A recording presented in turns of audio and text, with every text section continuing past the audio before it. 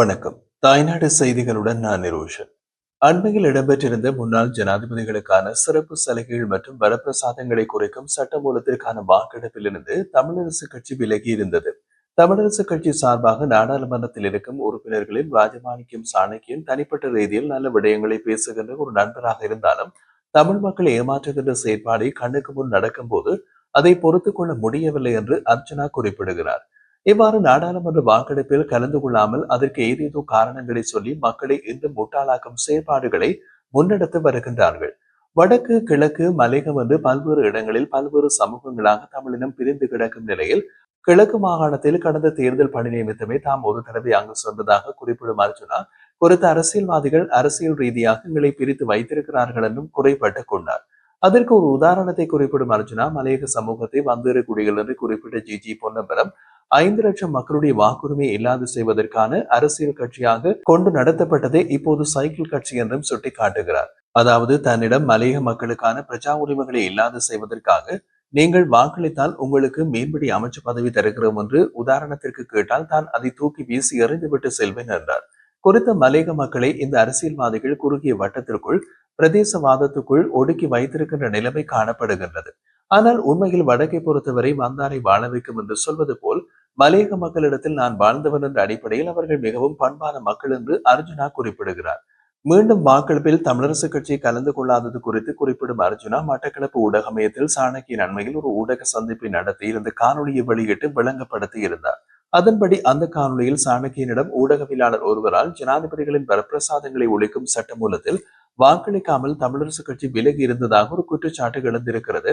அது தொடர்பாக உங்களுடைய கருத்து என்ன என்ற கேள்வி எழுப்பப்பட்டது.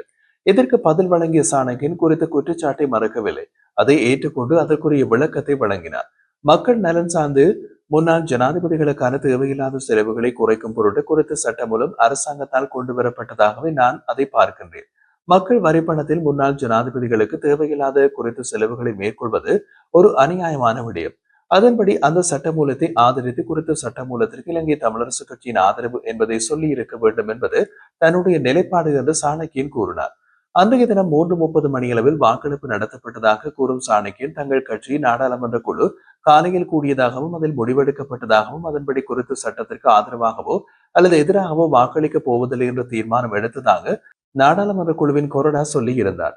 அவ்வாறு அவர் அதை குறிப்பிட்ட இடத்தில் கட்சி உறுப்பினர் என்ற ரீதியில் அந்த வாக்கெடுப்பில் தான் கலந்து கொள்ள முடியாது என்று சுட்டிக்காட்டுகின்றார். எனினும் நாடாளுமன்ற குழு கூடுவதாக தான் உள்ளிட்ட சகல நாடாளுமன்ற உறுப்பினர்களுக்கும் அது தொடர்பில் அறிவுறுத்தப்பட்டிருக்க வேண்டும்.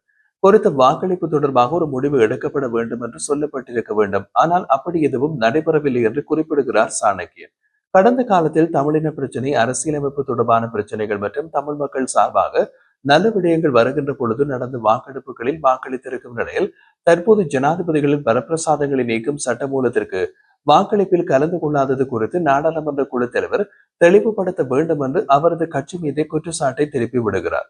மேலும் தமிழரசு கட்சி குறித்து சட்டமூலத்திற்கு ஆதரவு தெரிவித்து வாக்களித்திருக்க வேண்டும். ஆனால் நாடாளுமன்ற குழு கூடி குறித்த முடிவை எடுத்ததன் காரணமாக அவ்வாறு தன்னால் வாக்களிக்க முடியாது போனதாகவும் அவ்வாறு வாக்களித்திருந்தால் அது கட்சியினுடைய விதியை மீறியதாக கருதப்படும் என்றும் சுட்டிக்காட்டினார். இவ்வாறு சாணக்கியன் தெரிவித்திருந்த காணொலியை வெளியிட்ட அர்ஜுனா அது தொடர்பாக விளக்குகையில் சாணக்கியன் கொறடா என்று குற்றச்சாட்டை முன்வைத்திருப்பது வேறு யாருமல்ல, நாடாளுமன்ற உறுப்பினர் ஸ்ரீதரனை என்றார்.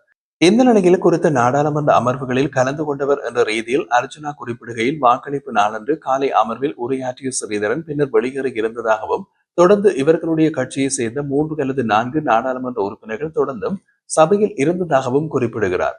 அதே நேரம் வாக்களிப்பு நாள் அன்று 3:30 மணிக்கு வாக்களிப்பை தொடர்ந்து அரிசி சந்தைப்படுத்தல் தொடர்பான ஒரு சிறப்பு பிரேரணை முன்வைக்கப்பட்டிருந்தது. அதன்படி அந்த சிறப்பு பிரேரணையின் போது தமிழரசு கட்சியின் 2-3 நாடாளுமன்ற உறுப்பினர்கள் சபையில் இருந்ததாகவும் ஒருவர் உரையாற்றியதாகவும் அர்ஜுனா கூறுகின்றார். அதாவது வாக்களிப்பு நடைபெறுகின்ற பொழுது இவர்கள் நாடாளுமன்றத்திலிருந்து வெளியே இருந்துவிட்டு மீண்டும் கலந்து கொண்டிருக்கின்றார்கள். எனவே இவர்களால் வாக்களித்திருக்க முடியும். மாறாக கட்சி எடுத்த தீர்மானத்திற்காக வாக்களிக்கவில்லை என்று கூறுவது மிகப்பெரிய பொய் என்பது அர்ஜுனாவின் வாதம். இவர்கள் கட்சியின் செயலாளர் சுமந்திரனின் கட்டளையின் பேரிலேயே அனைவரும் வாக்களிப்பு நேரம் வெளியே சென்றிருக்கின்றார்கள். வெளிப்படையாகவே சாணக்கியன் மட்டக்களப்பு அபிவிருத்திக்கு என்று கூறி முன்னாள் ஜனாதிபதிகளின் காலத்தில் அபிவிருத்தி நிதி பெற்றிருக்கின்ற சந்தர்ப்பத்தில் இவர்கள் அந்த சட்டமூலத்திற்கு ஆதரவாக வாக்களித்திருப்பதற்கான வாய்ப்பு குறைவு. ஆனால் வேண்டுமென்றே இப்போது தமிழரசு கட்சியின் கொறடா ஸ்ரீதரன் எடுத்த முடிவு என்று அவர் மீது பழி போடுகின்றார் சாணக்கியன் என்றார். ஆனால் உண்மை என்னவென்றால் கட்சியில் ஒரு முடிவெடுக்கும் நிலைமையில் நாடாளுமன்ற உறுப்பினர் ஸ்ரீதரன் இல்லை என்பதுதான் வெளிப்படை. முக்கியமான முடிவுகளை கட்சிக்குள் எடுத்துக் கொண்டிருப்பது செயலாளராக இருக்கும் சுமந்திரன். அவ்வாறு இருக்கும்போது கட்சியின் கொரோனாவின் பேச்சு கேட்டு வாக்களிப்பில் கலந்து கொள்ளவில்லை என்பது மக்களை எவ்வளவு முட்டாளாக்கும் ஒரு பேச்சு என்றும் அர்ஜுனா எம்பி விமர்சித்தார். தமிழரசு கட்சியின் செயலாளராக இருக்கும் சுமந்திரன் முன்னாள் ஜனாதிபதிகளுடன் நெருக்கமான உறவுகளை கொண்டவர் என்ற ரீதியில் இவர்கள் அந்த விசுவாசத்தை அவர்களுக்கு காட்டியே தீர வேண்டும். அதுதான் வாக்களிப்பில் விடயத்திலும் நடந்தது.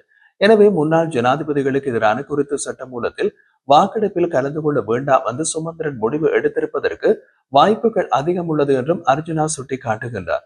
தமிழரசு கட்சியில் தற்போது புதிதாக வந்திருக்கும் நாடாளுமன்ற உறுப்பினர்களை தவிர்த்து முன்னாள் நாடாளுமன்ற உறுப்பினர்களாக இருந்தவர்கள் முன்னாள் ஜனாதிபதிகளுடன் ஏற்கனவே டீல் வைத்திருப்பது வெளிப்படையான உண்மை.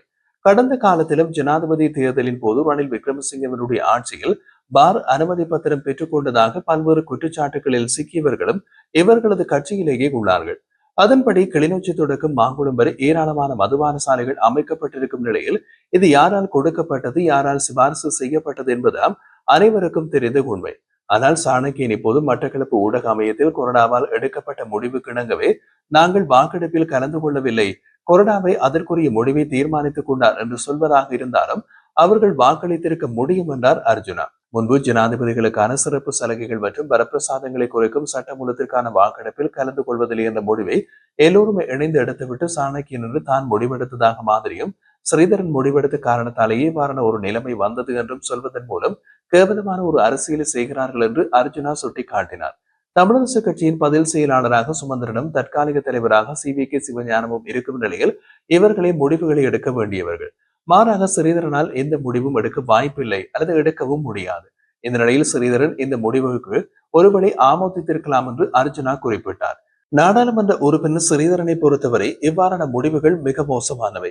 முன்னதாகவே ரணில் அரசாங்கத்தில் வடக்கில் இருக்கும் அநேகமான மதுபான சாலைகளுக்கு அனுமதி பத்திரங்கள் ஸ்ரீதரன் வாங்கியிருப்பதாக தேசிய மக்கள் சக்தியின் யாழ் மாவட்ட நாடாளுமன்ற உறுப்பினர் இளங்குமரன் குற்றச்சாட்டை முன்வைத்திருந்தார்.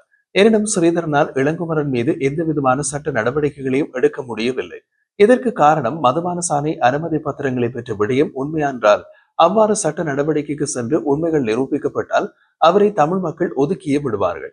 இதன் மூலம் அவரது எதிர்கால நாடாளுமன்ற இருப்பு கேள்விக்குறியாகிவிடும் என்பது மட்டுமே காரணமாக இருக்க முடியும். ஆக ஒட்டுமொத்தமாக பார்க்கின்ற பொழுது தமிழரசு கட்சி மற்றும் சைக்கிள் கட்சி போன்றன காலம் காலமாக தமிழ் மக்களுக்கு துரோகங்களை மட்டுமே விளைவித்துக் கொண்டிருக்கின்றன என்பதைத்தான் ஆணித்தனமாக கூறுவதாக அர்ஜுனா எம்பி தெரிவித்திருந்தார்.